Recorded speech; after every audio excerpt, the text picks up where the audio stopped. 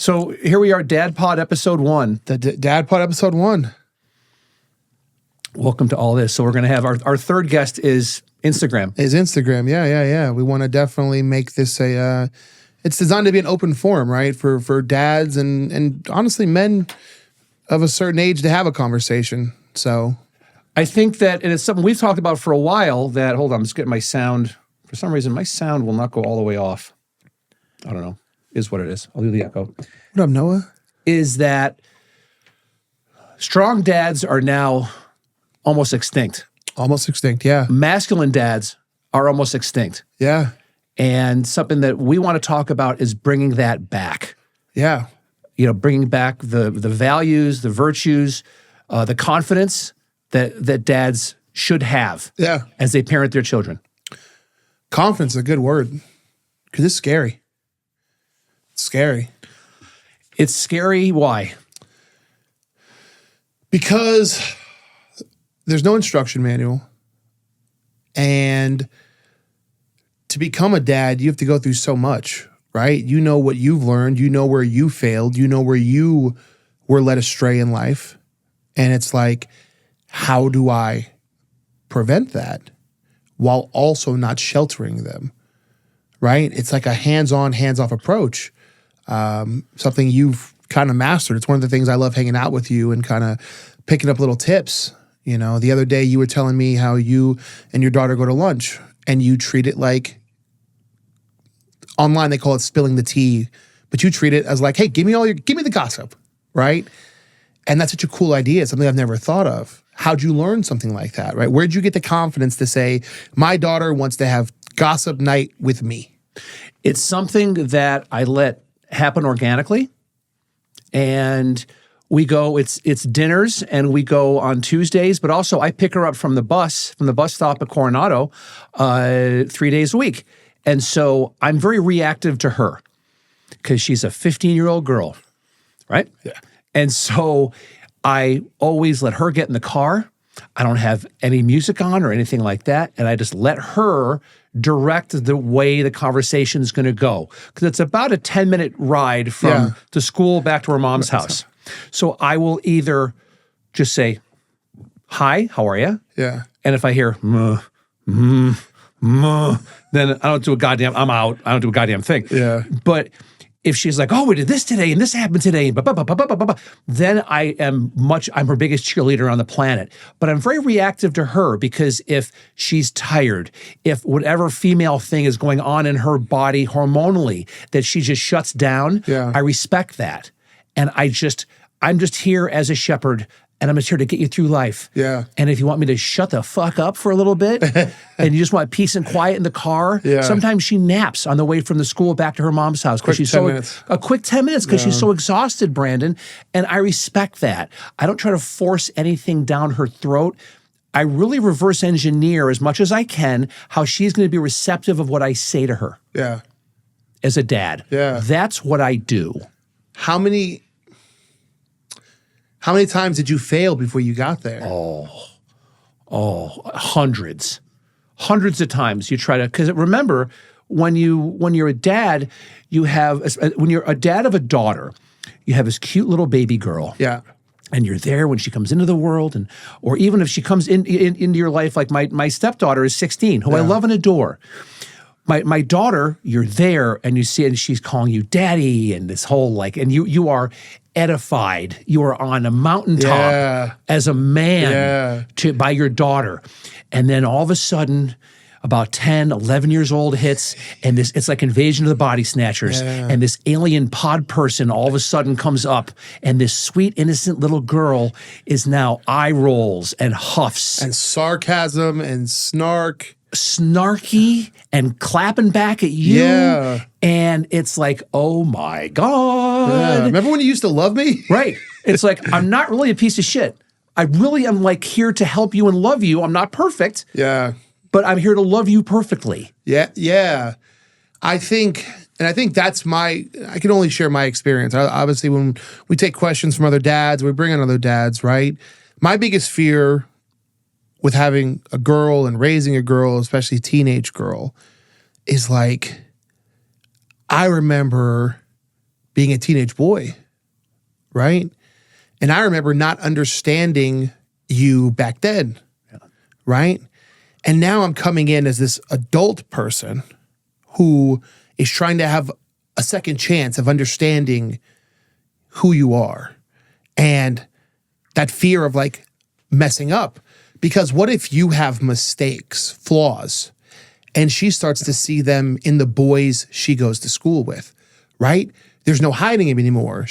At first you were the only guy in her life. Now at Coronado High School, there's what, 3,500, 4,000 kids?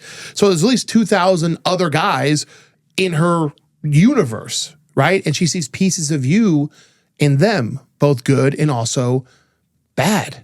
Things that she never recognized before. Maybe she meets some guy and she thinks he's a dweeb or a dork. And she's like, my dad does that. Is my dad a dork? Yeah, right? Exactly. And it's like, oh no, right? And it's terrifying. And I think you are beyond me in terms of the adjustments you've made, right? Because I don't know if you're faking it, but you come off so confident. No, it's me. Okay, so that's I'm faking it. Thank God my kid doesn't watch right now because I'm totally faking the confidence, right? Every time I pick my kid up from Coronado too, and every time she gets in that car, I'm terrified. I always want to have the right answer or the funniest joke or the perfect piece of advice. I want to be perfect, right? I don't want her to ever have to search for something otherwhere, And that's ultimately the fear that I'm talking about. The best thing you can do, especially to a teenage girl, a lot of times is nothing. Yeah. Don't do anything. Let it just play out. And it might be total silence for a while. Yeah. Which, if you're not comfortable with who you are, silence is deadly as a dad. Because then you're like, wait a minute, does she not like me? I need to be in control of the situation. I need to make things better. I need to make her happy. I'm her biggest cheerleader. And you are all those things.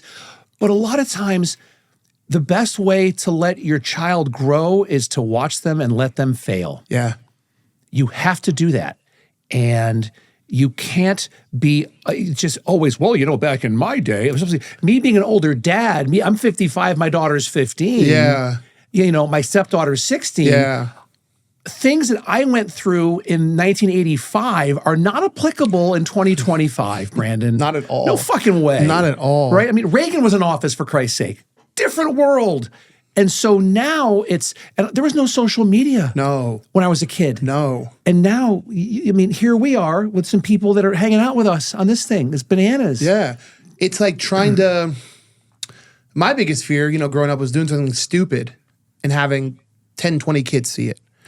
Her biggest fear is like, oh my God, if I do something stupid, it might go viral and a million people are gonna, right? I can't imagine living in this crucible where at all times there's a chance you go viral in your worst, most embarrassing moment. I remember being 14 years old, passing out drunk at my first senior party, pants around my ankles, sitting on the toilet drunk, hammered. In 2024, someone would have recorded me, put me on the internet, and for the rest of my life, I'm drunk on the toilet kid, right? And I can't imagine that fear. Yeah. Right? And so when you talk about these kids nowadays living in a completely different universe from us, you're right. But that only adds to that terror of how am I going to relate to this person? How am I going to, I have this wealth of experience and knowledge that I've wanted to share with you. How do I get that across? And it is something that makes parenting and being a dad so fluid. Yeah. Because every day is different. Every second can be different on what you do with your kids. I'm a big fan with my kids of some type of regimen. My daughter and I are watching The Office. It's fantastic, which is great. That's our time together. There's even times she stays with us every once in a while. And so when she's with us, I go in her bedroom, we snuggle in her bed, and I've got it on my laptop and watch The Office together. And she cuddles up next to me. I wouldn't trade that for all the money in the world. That time I get with her, she's not checking her phone, I'm not checking my phone, and we're just watching Michael Scott at Dunder Mifflin in Scranton, Pennsylvania. You guys like that cringe humor, man. Oh my God. Well, I already have her set up because the next thing we're going to watch is Parks and Recreation. Okay. So just to keep going. Yeah. And after that, it'll probably be Modern Family. So you're going to hear all the classics. Oh, yeah. When you're watching that cringe humor, do you ever I get this like sensation in my skin where I like have to look away. Like I know the character's fake, but I'm still so embarrassed by their action that I'm like, it's like painful. I have to like turn my wife loves The Office and I can't watch with her because I'm like tense the whole time. I'm like, oh my God, imagine if that's what really happened, you'd freak out. It's funny, Alex, my daughter, she'll cringe like whenever Michael Scott does something, she cringes. But it's almost like cringy, like you're at the top of the roller coaster about to go down. It's that type of cringe is what she gets. So it's fun. I've watched the show 1,000 times. So it's her first time being exposed to all this. Yeah. And like watching the whole, thing with Pam and the guy from A Quiet Place. The handsome Jim. Yeah. So the whole relationship with Jim and Pam. Like we just watched the episode we watched 2 days ago was Jim finally proposed to Pam at a rest stop. Okay. And she was like, like she was dying because we've watched this whole arc of their characters. Yeah, the buildup. And what that does to me parenting my daughter is, and I've told her, I've said, I don't care if you go off and date a man, a woman, a goat, a Martian. I set the example of how I conduct myself with her stepmother, with my wife, and even how I treat her mom, my ex. That sets the example of how you are going to let a man or someone else, whatever, into your life. Yeah. And I'm very cognizant of that. I'm very aware of that. What are the additional challenges there, if you don't mind me asking? Because a lot of guys have to be cognizant of how they're treating their mother, your daughter's mother, right? You have two women, different temperaments, different personalities. Absolutely. And you must engage and show polite discourse and good, not just good, because any guy can be a complete walkover, right? That's the easiest thing for a guy to do, right? We have a question in the chat about like stay-home dads being considered, right? And it's like any guy can be a walkover. That's not really what you want to show your daughter, though, is that you're like no. Right? So you have to not only just be cordial, but you also have to be strong and decent. Absolutely. In front of two different people. There's times I'll give you an example of when I protected my kids from something. I'll give you an example of when I had a polite disagreement and it was right in front of the kids. And by the way, if people have questions, if you see stuff, like go ahead and you could fire them away. Let it rip. So one, like whenever it happened a couple days ago, I had a disagreement with my kid's mom about something, and we're texting back and forth. I never let my kids know about any type of, not drama, but if I have a disagreement with their mom, and it happens every once in a while, I never bring them into that, ever. I don't do that. They're protected from that. Yeah. I don't want them to see that. We went to and now this is with my wife. We went to a pizza place here in town after my daughter's at LVA, and so we went to see a show there, and we take the whole family. So all three kids, and we go to a place here in town, and I ask for a chopped salad, and I forget, what was the salad, and you wanted to help me. There was cheese in the salad, and I'm trying to be dairy-free because I haven't taken a solid shit since like July of 2024.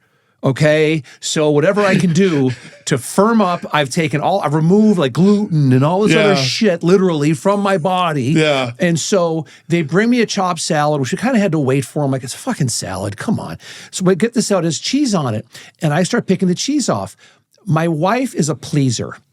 She's someone that wants and it's because she's from northern Georgia. She comes from traditional family values of everyone should be happy. I'm going to cook and you're going to love it, which she's an amazing cook.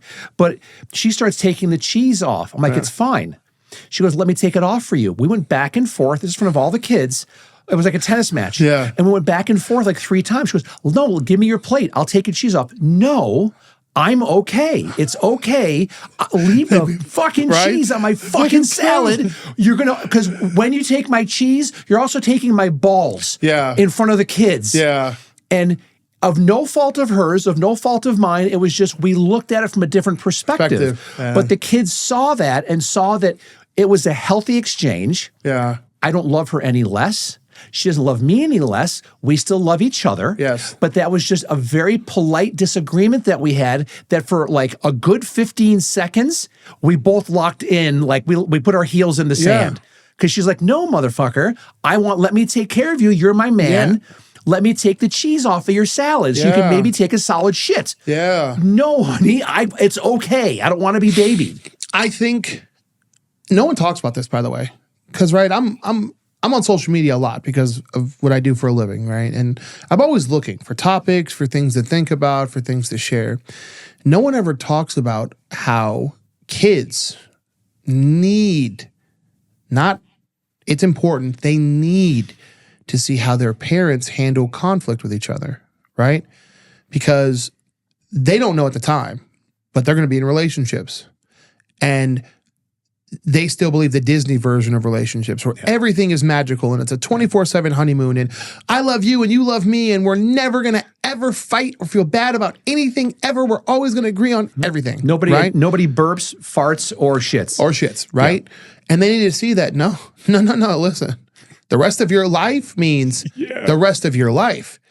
And you have to learn how to deal with conflict. One of the biggest issues I see with young men who either message me or friends, I'm not going to say no names, but friends that I have that have girlfriends is that they don't know how to deal with conflict, right? The first conflict in a relationship, and it becomes this emotional, yelling, argumentative drama fest. It's awful.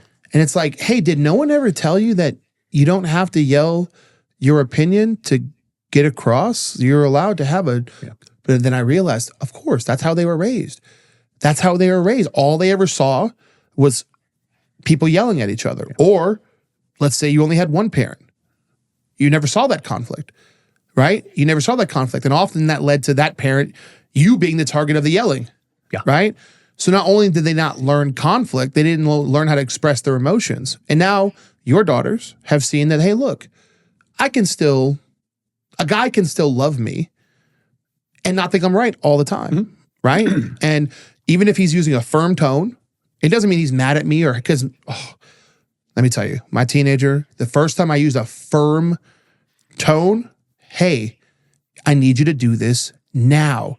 The tears. And I remember being like, oh God, I'm an awful person. I'm Hitler. I'm going to hell right now. And then I had to realize like, no, she's got to understand that a firm tone doesn't mean anger or like that you're a bad person. It just means we disagree and you need to understand where I'm coming from. By the way, how much airtime is Hitler getting now? Because Hitler gets thrown into everything now. How much fucking, can we just, I mean, this is like Hitler 3.0. Literally, that little German guy with that cute little mustache is just literally made a third comeback. I don't know if people know this, but he is all over TikTok. Oh my God. Goose stepping up and down the algorithms. Dude. Just everything is Hitler. It's, the big thing on TikTok right now is someone translated his speeches into English and they play them for people. And there's people on social media who are like, this guy sounds powerful. Why doesn't he run? And I'm like, do you know that that's Hitler? Yeah, no, we don't. It's like he's like a revival thing that's happened, that he's come back because everyone's saying, Trump was like Hitler. And that gets into even talking politics with your kids. How do it? I do. I do. I want to ask you first, do you do it? Do you broach politics at all? Now, I can't say that I won't, but my kids never brought it up. It's never been a topic that she's asked about, or she's pretty out of it culturally, really. I got a band kid, so for most she talks about is her damn trombone. But your kids, do they bring it to you, or is it something that you approach them? In terms of politics, my kids they bring it up a little bit because their mother is a liberal Democrat to the core. To the teeth. Okay. And I respect that. I don't agree with that. I respect that though. Okay. Sure. That was the battle her and I had over this weekend where it got political with her. And I'm like, I don't want to talk about politics. Yeah. You're mother my kids. Yeah, right. I'm ending this. But they feel that like Trump is bad. And I challenge that. I just say, why do you think so? Yeah. Because we can always agree to disagree. Sure. But quantify what you're saying to Yeah. me. If you think he's bad, why? Well, he's going to get rid of all reproductive rights and he's going to do this. Well, but has he done that yet? Like what he's doing is putting it on the states. Well, but that shouldn't be because some states are going to, yeah, but then that's the beauty of America is if you don't like what Texas or Florida are doing, Move to another state. you can move to another state. Yeah. That's the beauty of where we live. I think you used a good word. You said bad. And I guess I need to rescind my previous statement. I try to teach her that don't use good and bad. Use disagree, right? Because ultimately you don't get to decide someone's bad just because you disagree with them, right? She has a bandmate who throws a tantrum or something like that. And I tell her, hey, he's not a bad kid. You just disagree with his methods. So if you're listening right now, and if you're a dad, take this in mind, okay? It's okay to have a disagreement with your child and still love them. Because right now, they're being brought up in an environment where if you have a disagreement, you're dead to me. You're dead to me. You're dead to me. You're dead to me. You voted for Trump, you're dead to me. Yeah. You voted for Kamala Harris, you're dead to me. Yeah. That's not how the world has evolved. Yeah. It's not how the world works, Brandon. And it is healthy to have disagreement. Yeah. What I tend to ask people like that is, do you want everybody to think like you? Right? Because ultimately, you're voting for this person because you think that they think like you. Do you think the whole world should think like you? If so, do you think that's a little narcissistic? It's awful. Right? It's awful that we live in a world now that it's black or white or fuck you. Yeah. That's it. Yeah. And that's why how I parent is more of a, I want you to believe in whatever you want to believe in. Yeah. Fight tooth and nail for that. And you know what? Even if I don't agree, I will support you 100% as your dad. Yeah. I will disagree with you, and I will give you idiosyncratic reasons as to why I disagree with you. Yeah. But that doesn't, I'm not trying to change your mind. I'm just showing you how to have a polite discourse, a polite little debate on what's going on. I mean, our founding fathers, this country was founded on debate. Of course. That's how this whole thing was. The Constitution was written because the smartest guys in the room got in there and literally went off on each other for months. And so they came up with the Constitution, the Bill of Rights, the Declaration of Independence. All that stuff was from these guys who were all, yes, slave owners. Yes, plantation owners. Yeah. A lot of them, same principles as when they were over in England. They brought over to here. Yeah. Not saying any of it's perfect. There's no perfect. There is no perfect. There's no perfect. But it's our democracy was built on discourse. Yes. And now discourse is being stifled. Yeah. It's I run fun little you've seen them, right? I call them Sunday services. And in the first post, I always say, look, the goal here is discourse. I don't care if you agree or disagree, just don't make people uncomfortable to talk. And guess what the first thing people do? God damn, they want you to shut up, right? They call you Hitler. They call you. I'm black. You're a black Hitler. I'm black, so they don't know what to call me, right? They just we really F with them there. Yeah. But you're right. I think it's. I don't think. I like to believe. I strongly believe it's making kids mentally fragile, right? Because social media already, the algorithm already feeds you what you want to hear and see already. Right? So these kids are growing up in a bubble where they never have to see anybody who disagrees with them until they're out in the real world. But by then it's too late. Your boss doesn't give a shit if you agree with him, right? That random dude on the corner doesn't give a shit if you disagree with him. The girl you meet in a nightclub doesn't give a shit if you, they don't care. And I think a lot of these kids aren't getting reality checks until they reach a point where it's already too late. And that to me is the scariest thing. As a dad, masculinity isn't toxic, but weak men are. Oh yeah, 100%. Right? And so if you're a weak dad, you are failing at giving your kids a growth mindset. Yeah. At giving them the opportunity to politely have a debate with somebody and to agree to disagree. Yeah. Those things are gone. And you're failing as a father if you don't take care of those things. Yes. And it's something that there's a clip you pulled up Dr. Daniel Amen, Dr. Amen is one of the, if not the number one ADHD doctors in the world.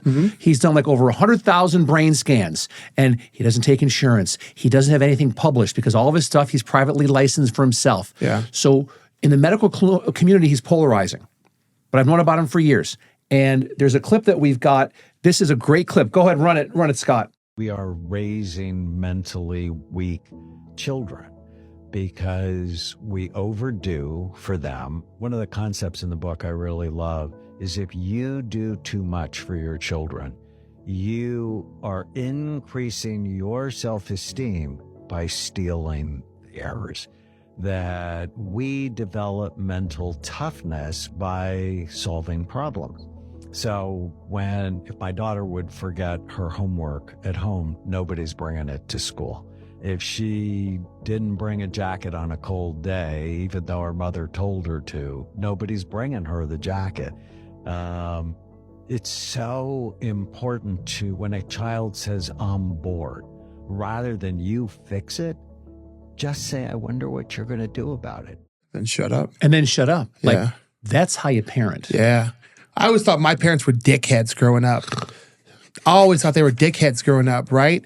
Because whenever I asked for something, how you going to earn it? You're going to buy it for me, dude. Like everybody else's parents. No, go figure out a way to get it, right? I'm bored. Go read a book. Go figure something out. And I used to think my parents were really cold and, unemotional. But now the older I got, I'm so grateful. Because whenever I have a problem, I know that the only solution is one that I create myself. It's something that, and my wife and I, she busts my balls about it because I love my kids. I fawn over them. I kiss them. Your I balls hug have them. to be sore, man. They're busted a lot. They're busted a lot. And she's great with it. But I also get on them where the 3 words I tell them more than anything isn't I love you. It's figure it out. Figure it out. Go figure it out. If you want to do something, go figure it out. Figure it out. And have that growth mindset.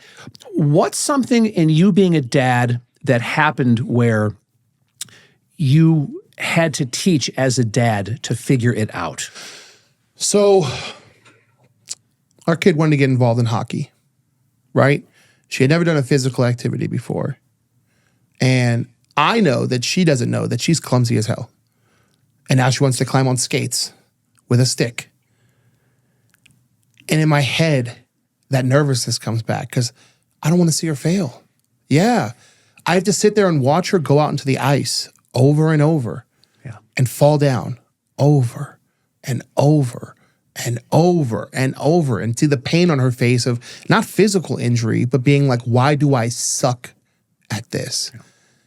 And I wanted to just do it for her, right? I wanted to make it better. Most of the times I wanted to pull her out. I'm like, hey, no, you're not good at this. Let's do something you're good at. And thankfully I have a wife who stopped me. No, she has to learn, right? You can't be soft on her. She has to learn. And by letting her figure it out herself, now she's a pretty decent skater, right? She got over that anguish. She got over that suffering. Yeah. And that was my breaking point of like, okay, she's just a kid like every other kid. Doesn't matter girl, doesn't matter boy. They still need to figure stuff out, right? And I know you've had a lot of breaking points because you've kind of been through this a few times, right? I document my breaking points. A big one for me was with my son. He is someone that loves to do everything. Like he said, I want to do this. I want to help cook. I want to do, and I never say no. I encourage that. This is about a year ago. We're making one of those, Costco has these wonderful Chicago deep dish pizzas. Okay. They're fantastic. And so he wanted to make it. So I'm with him making it. He pulls it out of the oven and he screws up and doesn't grab it correctly and it flops over on the open oven door. Right? And so we've been cooking this thing for 35 minutes. We're all fucking hungry. Yeah. And this happens. And for about a second, I went, and then I went, okay, we can salvage this. Because the first thing he did wasn't looking at the pizza. It wasn't, I'm sorry. He looked right at me. To see, are you mad at me? To see, are you mad at me? And so I was like, and then I was like, we're good. It's all good, honey. And I gave him a kiss on the head to give him a physical reinforcement that we're okay and I love you. Yeah. And I go, let's go ahead. We can make this better. Yeah. And so we put the thing down. We put the pizza in. We cleaned up the oven door. We put it back in for a little bit. Easy peasy. Yeah. No problem. And so it's those type of things that I think as dads, we need to be aware of, that your kids are going to look at you first. Yeah. And they're looking at you when you don't even think they're looking at you. And how do you handle yourself? It's something I've caught on. Like, she's aware that she's made a mistake, because the first thing she does is whips her neck, looks at me and goes, I'm right. Because she's expecting to get yelled at. She's expecting to get a negative reaction, right? Because I don't know what they're doing in these schools nowadays, but whenever these kids make a mistake, there has to be some sort of F involved, right? Where they're waiting for a negative response. Your kids want to see you win. It's as simple as that. They want to see you win. However, when there's a loss, whether it's combined with your children or you're losing, they want to see how you handle that loss. Yeah. That's big. Yeah. And how you handle a loss, to me, is more important than how you handle a win. Because with a win, that happens, you're happy, it's joyful. A loss, you get kicked in the stomach, man. Yeah. Something happens, and then it's like, what do I do? First of all, as a man, as a dad, what am I doing to overcome this challenge? But also, I've got eyes on me. Yeah. And they're seeing how I handle it. I mean, I remember my dad used to lose his shit. My dad has a short temper. He used to have a short temper. He'd lose his shit, no problem. My mom was more laid back. I'm more laid back with stuff. I have a temper. I can go to 0 to 60 in a second. Sure. But I really try to work on that. It's never the right time to have kids. For those of you that are, those y'all that are thinking about having kids, or you just became a parent, like, it's never the right time. Yeah. But the one thing you will learn fast as a parent, especially as a dad, is patience. Yeah. You have to learn patience. Yeah. The relationship that a mother has with their child is undeniably the strongest bond ever. Whether it's a son or a daughter, with the mom, it's like they gave life. They're the ones that you came out of that woman. You came out of that person. And you can never, come up with that one. You can't match that. However, there are certain inalienable things that we possess as men, as dads, that women do not have. Yeah. And because of that, for better or for worse, we need to be the best versions of ourselves on this planet when we are dads. Yeah. A lot of guys are searching for motivation. I said, you want motivation? Have a kid who's looking at you to win, right? Come home every day to a kid who needs to see you be a superhero. Yeah. That's all the motivation you need, right? I'm not tired anymore. I know if I don't sell a house, if I don't make the sale, she don't get to eat.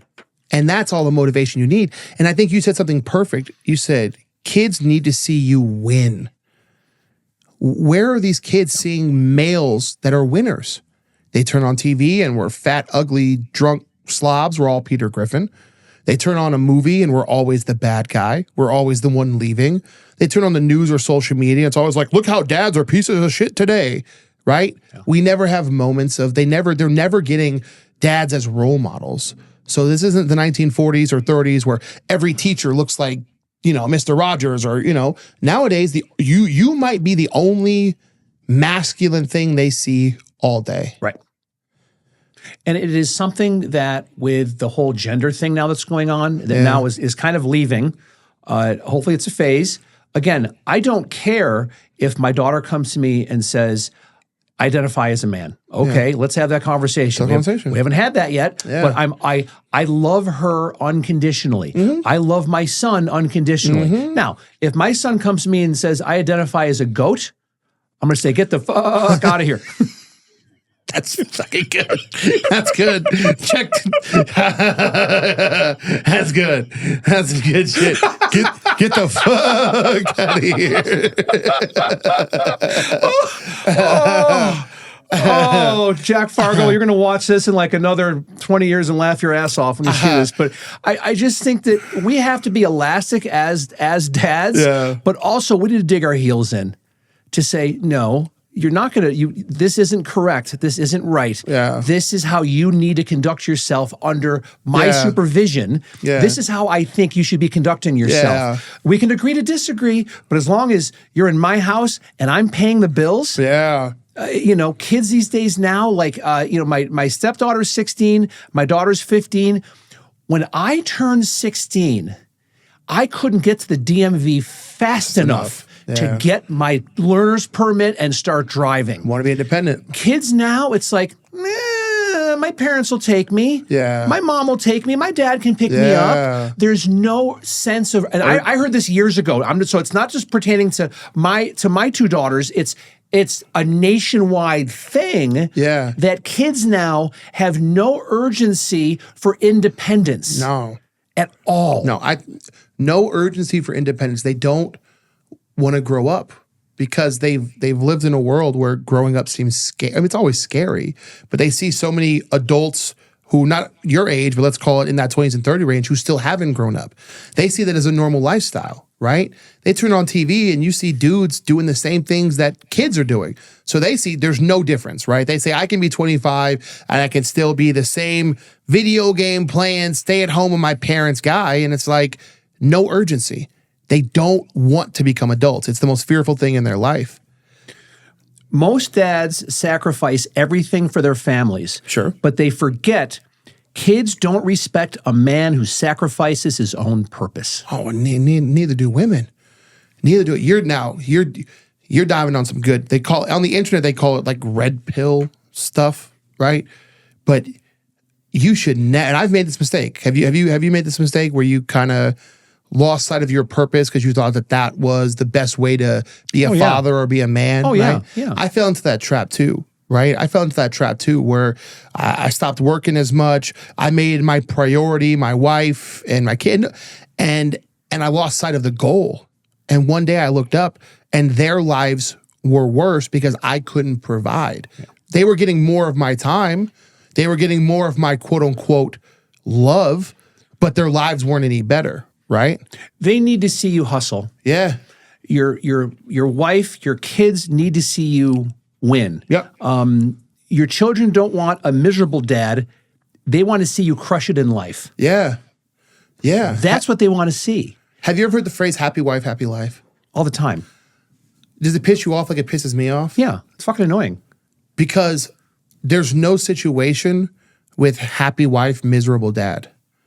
Right? If dad's miserable, wife miserable, kids miserable, right? There's no such thing as happy family, miserable dad, right? Dad must suffer, but he must enjoy the suffering, right? Because if he's unhappy, everybody's unhappy. Never in my life have I seen a situation where, like, even before fatherhood, even if it's just a normal relationship, I've never seen a relationship where the dude is miserable and his girlfriend's like, yay, everything's going great. I'm having such a great time, right? Usually there's some sort of hidden animosity lying beneath the surface. Yeah. It's something that we could talk for a second about with wives. And it's, your wife doesn't want another kid, she wants a husband. Yeah. And Brandy called me a little while ago. I forget what it was. And she was like, I feel like I'm your mother. And that fucking infuriated me. Yeah, it stings. But it worked.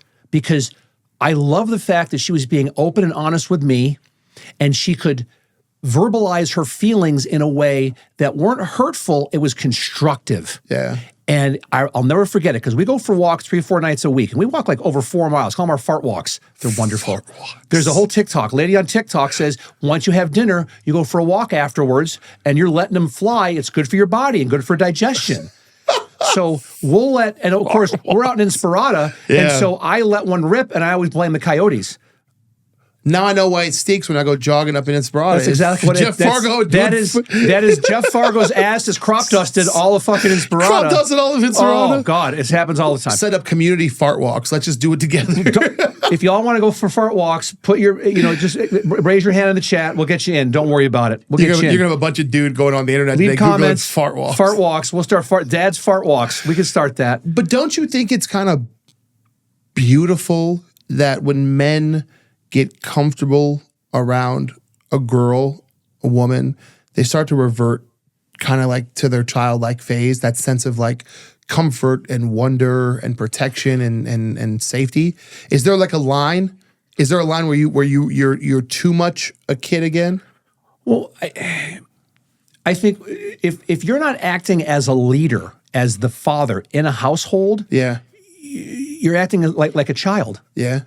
And that's the last thing your wife wants is another child Another to child. parent, Yeah. right? Yeah. So you have to be the leader. There is this goes back to cavemen. Like, you have to be the leader.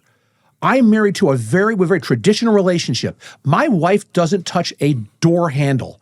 Oh, yeah. Unless I'm thinking about something else, like what happened on Saturday, and we went to a friend's to play pickleball, and I get out, the kids get out, I go upstairs, I pull my pants down, I'm about to take a shit.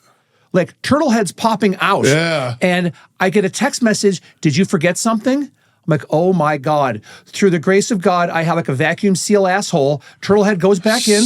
I run downstairs and I let her out of the car because she was sitting in the car in the garage. This whole time. And she's like, what are you doing? I would have gotten out. I'm like, no, that's my job. Yeah, my job is to get out of the is to get you out, and I open the door for you and let you out. And I'm so sorry that happened. Yeah. I'm so sorry. We get weird stares at the gym, because we go to the gym early in the morning, and my wife will not touch that door handle. And there days that I forget, dudes will, if another dude even comes and opens the door, she'll sit there and just stare. And we've gotten the craziest of looks where people think she's insane, but she's like, no, this is what we do. This is how we live our life. He holds the door for me. And it's the thing that guys don't understand is that if your wife is nagging or she's pulling away, it's because she's forced to go into mom mode with you. Yeah. And that's something that guys don't understand. And if you have a healthy relationship, if you get told by your wife that she's mothering you, that's the best constructive criticism and feedback you can get. Sure. And if you get angry about that, shame on you. Yeah, because it's a sign that not to too nerd out, but it's like I call it the debt to income ratio. Oh, here we go. Okay. I love my analogies. Here we go. I love my analogies. So let's say you're a billionaire, right? You're a billionaire. Tomorrow, Jeff, for some reason, you create an app, you're a billionaire. I have a feeling your wife, the things she would nag you about may decrease because now you're providing such tremendous value, right? That your flaws and mistakes kind of go down. I often find that when a woman's nagging, it's because you're not providing enough value to her life. A dad's role is to really carry the emotional weight of the family. How so? Put that one on me. Get that for me. It is that you are the one that should be, first of all, you're bigger, you're stronger. Mm-hmm. You should be out being the one who makes the money. You should be the one that's paying the bills. I'm with you. All right? You should be the one that is teaching the family life lessons. I'm with you. Okay? You are confident. You are strong in who you are. You're proud, but also you're vulnerable. It's okay to share if you're not happy about something or if something makes you sad. It's okay to cry in front of your kids. You think so? Yes, I do. Like I do happy tears all the time with my daughter because she's at LVA. So it's like if she's doing anything at all, like I blubber. Yeah. But also like when my mom passed away, it'll be 3 years. 2 years. I have to look because she's here. 2 years in this month on the 22nd. And when she passed away, it was here in Vegas, and she passed away on a Sunday. That following weekend I was with my kids, and their mom reached out and said, "Do you want to keep the kids?" I said, "No, I want them." I took them. We went to San Diego and went to the zoo. I needed to get out of here, but there was a couple times. Something your mom did with you? No, it was just something that that's the San Diego Zoo is like one of my happy places. With my kids. I got you. Great question. And so, but a couple times, like we were like in the hotel room, I just broke down and started crying. And they were like, "Are you okay?" I'm like, "Yeah." I go, "I'm just sad that Grandma Donna's gone." See, you're tougher than me, man. Might be a flaw of mine. I find it impossible to show weakness in front of her.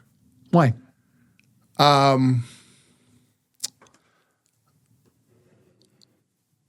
need to feel invincible.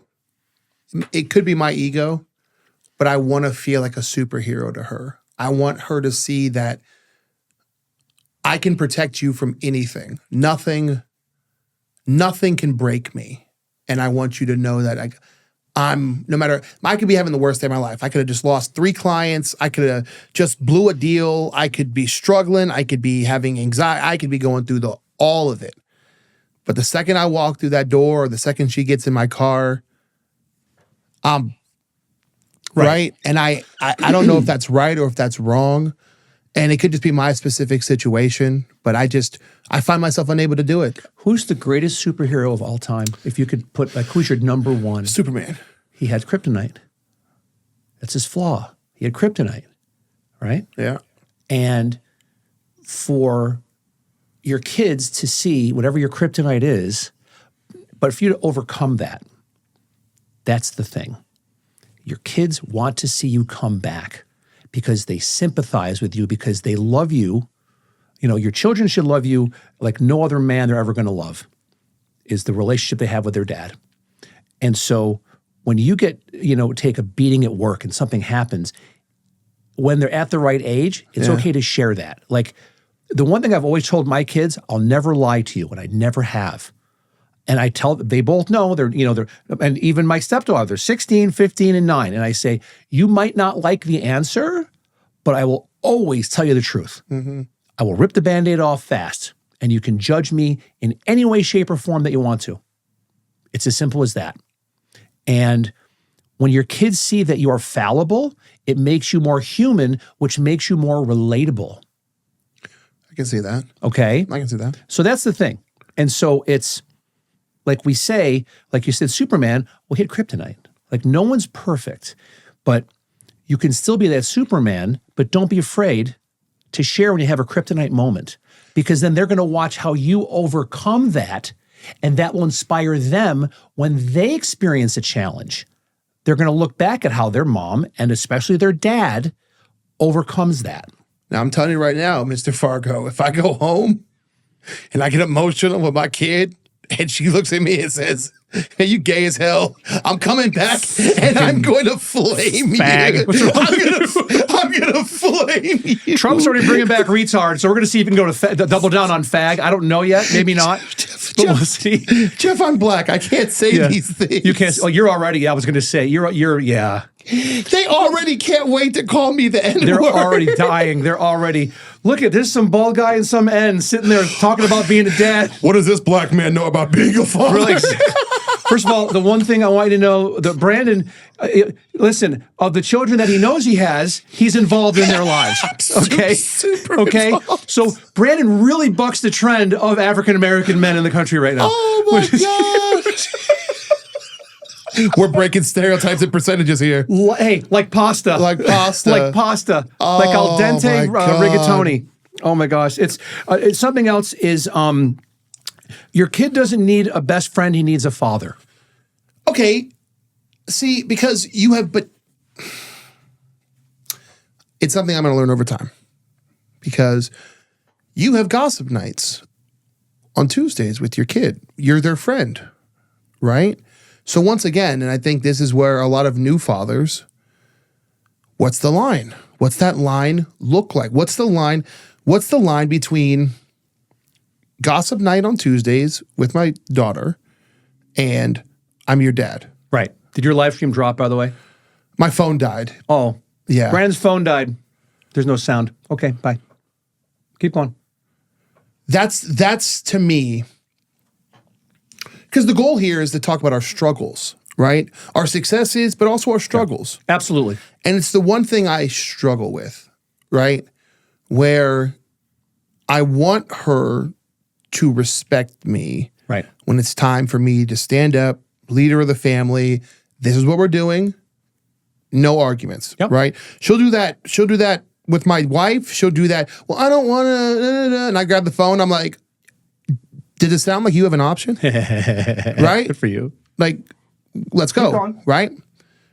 But then an hour later, I want to have silly girl talk with her and, talk about her day and talk about her stupid TikTok videos, right? I want to be her.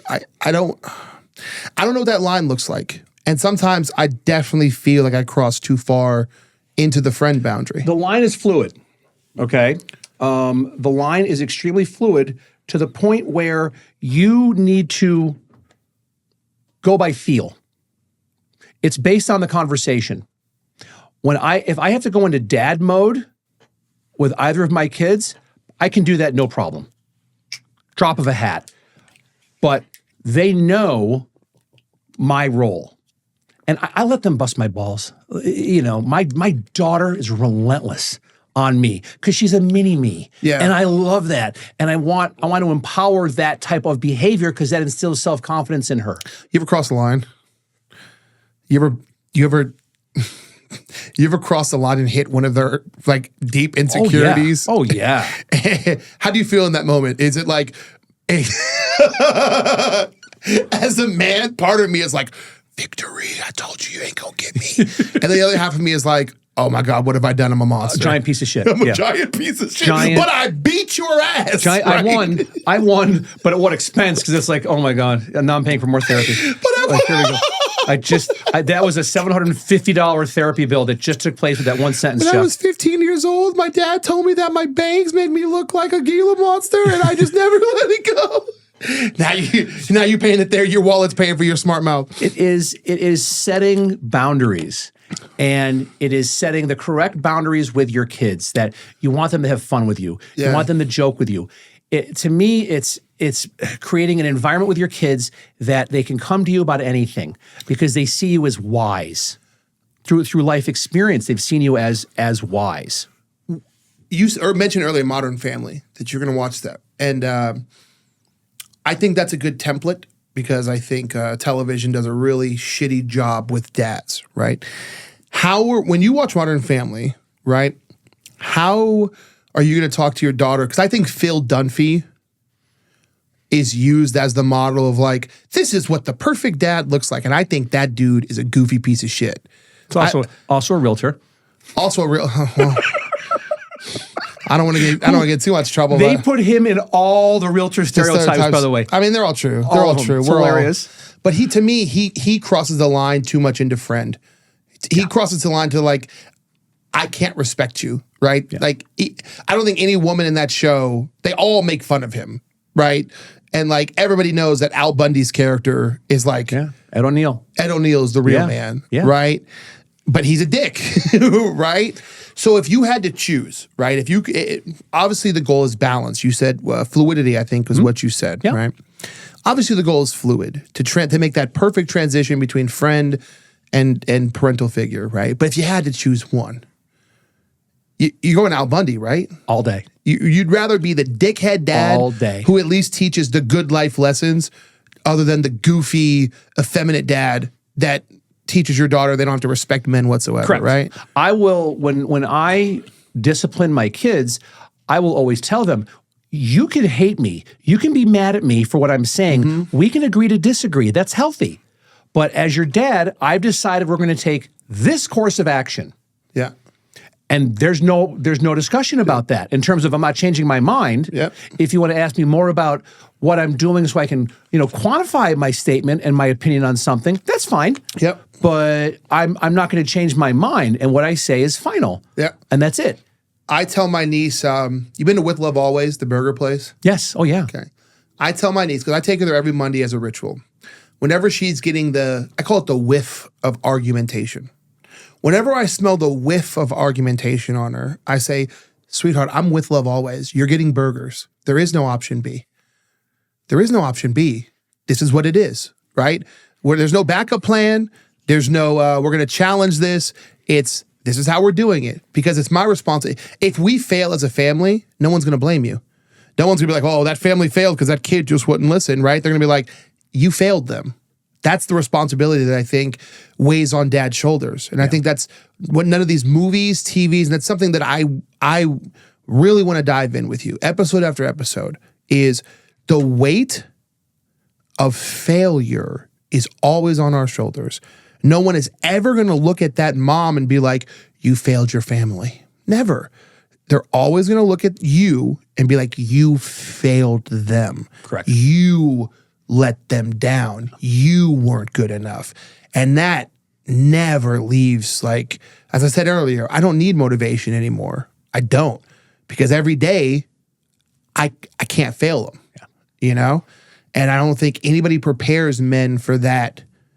Does it ever leave you? Like, seriously, you've been a dad for how many years? Does that fear of like one bad day and I could fail them completely? That never leaves. Never leaves. Never leaves.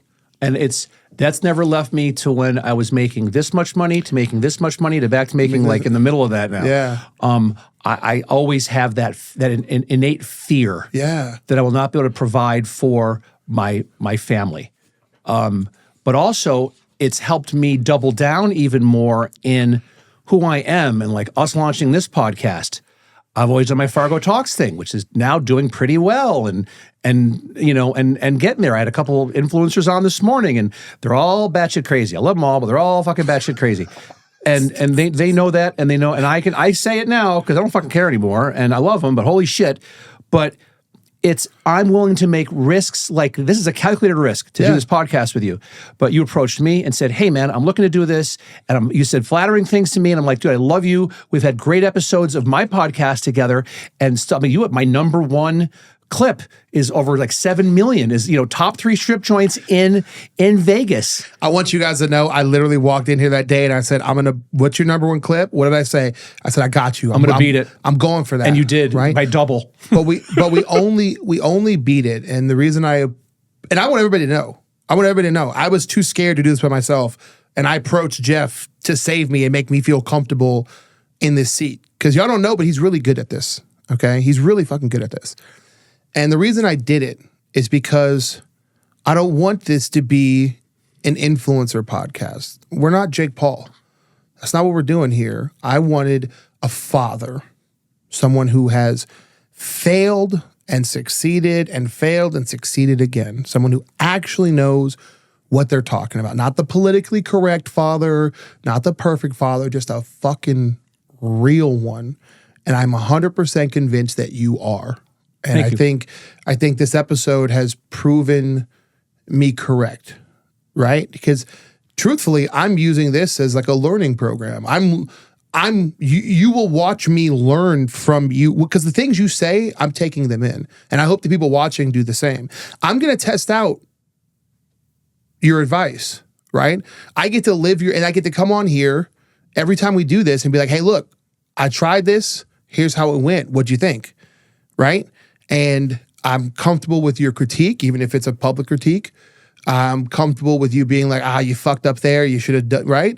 And I think people need to hear that. There's never in the history of the world been a place where dads can publicly fail and make mistakes without losing everything. And that's what I ultimately want this to be, a place for fathers and dads to stepdad. Doesn't matter. It doesn't matter what kind of a father's a father. If you are raising a kid and they look up to you, you're a father, right? The expectation is on you. And I want to create, not a safe space, because that's just lame. No offense, liberals, but that's the dumbest shit ever. Not a safe space, because we're going to rip each other. Right. Please. But at least a space for men to fail safely. Right? To fail safely. If you come on and leave us a message and you say some crazy shit, me and Jeff will definitely be like, hey man, you fucked up pretty bad. But we're not going to call you evil and call you Hitler. No. We're just going to be like, hey, you fucked up, do better next time. Also, Hitler's been really played out. We got to think of something else. We got to come up with like... We need a new bad guy. We need a new bad guy. We need a new bad guy. Muammar Gaddafi, Ayatollah Khomeini. Now you sound Islamophobic. Oh, that's true too. I don't know. We'll think of somebody. We got to think of like Pol Pot. No offense, but he has to be white. A white guy? Unfortunately. I don't make the rules, dude. Dahmer's a mass murderer. We need somebody who... All right, we'll think about it. Please fill the comments. Who's a white guy that we should really just vilify? You know the answer, right? We all know the answer. Also, can we still use George Bush, or is it too late? Oh, please. Oh my good hell. But I think that as people go down this road with us, as you're going down this road with us, if you have comments, if there's things that if you want to see, if there's certain guests you want to see on, if you have a fail, if you have a challenge, if you have a success you've done, share it with us. If you have questions, we're not perfect dads, but we're dads. And we're happy to, we're in this together. Yeah. I'm far from perfect, but I love being a dad. Yeah. I love my kids. And that's something that I will take with me till, my last breath. Yeah. I would trade every gross, disgusting, awesome sexual encounter I ever had in my 20s to be a dad for longer. There's literally nothing like it. It's the scariest, most terrifying, most awesome thing in the whole world ever. When you're a dad, you have a front row seat to the greatest show in the world. Yeah. Watching a human being who you have an intimate knowledge of, who you are raising into an adult, and you watch them. Yeah. The hardest thing is to watch them fail. The even harder thing is to let them fail without you coming in to completely show them how to, correct their behavior instead of them figuring out for themselves. You can't steal their self-esteem. You can't steal their self-esteem, and you need to foster self-advocation with your children so they talk to themselves and get themselves up. My daughter she challenged a grade that she got in school a couple months ago. And she's telling me the story as we're driving to her mom's. And she said, yeah, my math or someone gave me a grade. I didn't like it. So I emailed him and said, could you please tell me why I got a D or a C in this class? Before I even told her, why don't you email the teacher? She already did it. Yeah. And I'm like, that is a massive dad win. Yes. You taught her proactivity. Jack is in chess club, and he, at 9 years old, 2 weeks ago, said, well, I don't like it that they have, we don't have a lot of time to actually work on gambits or strategy. And he said, could you call the guy that runs it and talk to him about that? I go, no. I said, why don't you talk to one of the instructors there and ask them? So he did it. Last Thursday, I picked him up. His favorite day of the week is Thursday because he's chess club. Yeah. I picked him up. He goes, I talked to him, and he said he's going to work with me on strategy and gambits. Yes. And I said, honey, doesn't that feel so good? He goes, yeah. I go, that's the stuff you need to do. Doesn't that feel better than having me call? He said, yeah. Because now he has a vested interest. Yes. My kid's in band. And she came home frustrated. My teacher's picky. He doesn't let me. I want to be section lead, and he doesn't. I said, have you asked him why not section lead? No. Then you don't actually know why you're not chosen. Go talk to him. Go talk to him. Stop being a coward. Stop making excuses. Amen. Stop calling him a bad person because he didn't give you what you wanted. Just go talk to him. Fine. The next day, oh, apparently they don't let freshmen be section lead, and the reason he's not picking me is because it's just not a thing. But he says I have a good chance next year. Don't you feel better? Yeah. Are you going to talk to him next time and handle it yourself? Yeah.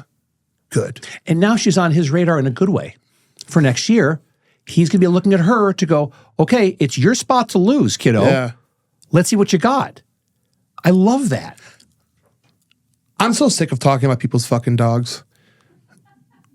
I'm so sick. I just realized it right now. I just realized why I don't talk anymore when I go out in public. When I go out in public, I don't talk anymore. I'm so sick of fucking talking about people's dogs. Your dogs don't have the personality of my teenager. They don't. Your dog doesn't have to talk to their band teacher. Your dog doesn't have to fail. Your dog doesn't know what this feels like, right? Your dog doesn't, it's not a story. It's not a movie. You're not watching anything unfold. You're just, you have a servant that licks your hand. This is the shit. My kids aren't eating cat shit out of the litter box. Yeah. Okay? No. Love my dog, but come on. We've hit something here, man. We've hit something here. We have, man. We have. It's fun talking about your kids. I love it when, I don't love it. I rescind that. Stop calling your kid, your pet, a fur baby. Oh. Stop that. Oh my God. You don't have kids. That's okay. Just because you have a cat or a dog doesn't mean you have a child. Fur babies should be removed. It should be removed from any comparison along with Hitler. Yes. Just take it away. Remove it. It's been played out. See, Fargo knows how to hit my buttons. You are not a dog mom. You are a pet owner. That is your slave. You are its master. You are not its mother. How do I know? It didn't come out of your vagina. Yeah. And if it did, we need to have some conversations. Right. That's a whole other conversation. Jeff, this is probably the best decision I've made since I decided to take my whole life in front of people so they can watch me get fat. This is epic, man. It's been fun. This is fun. Right? This is fun. When we're going to do this every 2 weeks, and we're going to put out probably, 2 to 3 clips a week is what we'll put out. And we're not perfect, but you know what? We know that, and I love you to pieces, and I am happy being my perfectly imperfect self to you. Yeah. How I dad, how I husband, how I everything. Yeah. Open for praise, critique, whatever. I'm cool with that, and look forward to it. We're definitely gonna get shit on. I look forward We're to definitely it. gonna You know, get and shit I'm already thinking about like other, like one dad I definitely want to bring in here, Drew Belcher. Oh, would love to have Drew, man. I in a second, and we already have a little list of dads that we're going to put together. But it's like dads that want to come in here, or even women that had their dad was impactful upon them. That welcome. You're welcome to come in here. The dad pod's an open. It's an open invite. It's an open invite, but you have to be transparent. You have to be vulnerable. Have to. And you've got to be able to talk about your challenges as much or more than your wins as a dad. Yeah. That's all that we ask for anyone to come in here. And if not, fuck y'all. We can sit here and do 1,000 episodes of just you and I. Yeah, I could yap with Jeff forever. My balls are on your chin. Where's my dick? I really don't care if we get other people to come in here. No. You and I could do this forever. Oh yeah. How many topics have I sent you over the past week of like, let's talk about this shit? Like 7. Yeah. Let's talk 7 about or this 8. shit. And Let's a talk lot of about them we this went off of the notes we talked about today. Yeah. It was great. And we'll keep doing that. If there's stuff you want us to talk about, put it in the comments. We want to hear it. We will bring it up and give you credit also, and talk about that stuff. 100%. And I'll start putting out clips. You will too. Just start doing stories to go, hey, next episode's coming up. What do you want us to talk about? What do you want to talk about? We are interested in what you guys are interested. Dads, this is a place for you to have a voice. Not the politically correct voice, not the voice you have to use around your wife, your actual fucking voice. We don't care what you're thinking as long as you share that vulnerable shit honestly. Absolutely right. God bless. Preach. Thank you, my friend. Always, brother.